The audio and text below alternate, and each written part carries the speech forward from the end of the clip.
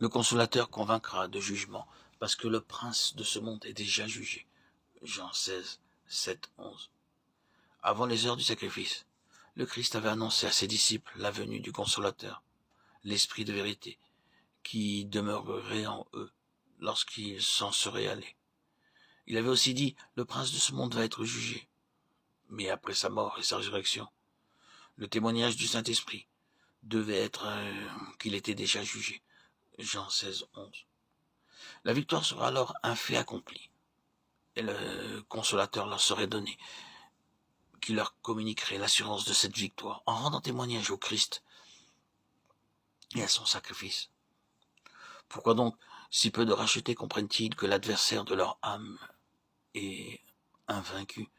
Pourquoi sont-ils si peu nombreux ceux qui savent déjouer les artifices de l'ennemi? Pourquoi sont-ils encore un bien peu plus petit nombre ceux qui osent attaquer l'ennemi en face, le vaincre à leur tour, et participent avec Christ au triomphe du calvaire? Ils l'ont vaincu par le sang de l'agneau et la parole de leur témoignage.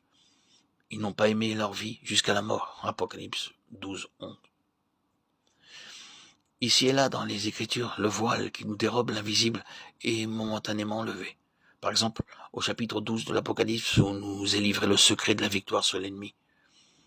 À quelle époque doit se placer le conflit qui nous y est rapporté entre Satan et les rachetés? Nous ne le savons pas. Et d'ailleurs, qu'importe. Ce qui est certain, c'est la finale. Le prince des ténèbres est vaincu, chassé des lieux célestes, pour être ultérieurement précipité dans les temps de feu.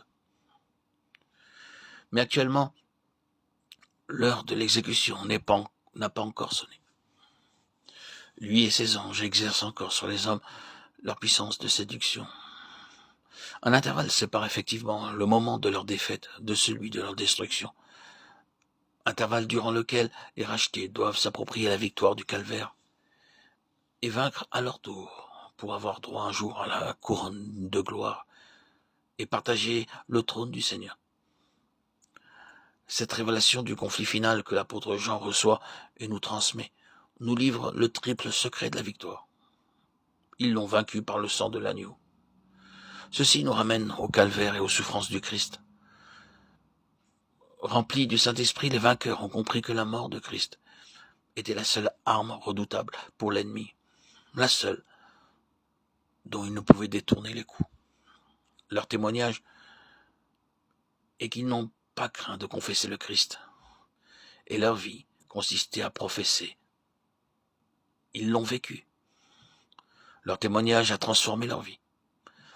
Ils sont devenus une même plante avec celui qui est mort, crucifié avec lui. Ils triomphent avec lui sur le prince des ténèbres. Ils n'ont pas aimé leur vie et l'ont exposé à la mort. La croix est l'unique moyen de victoire pour tous les enfants de Dieu. Unis au Seigneur dans sa mort et sa vie de résurrection, nous sommes déjà avec lui dans les lieux célestes, bien au-dessus des principautés et des puissances de l'enfer.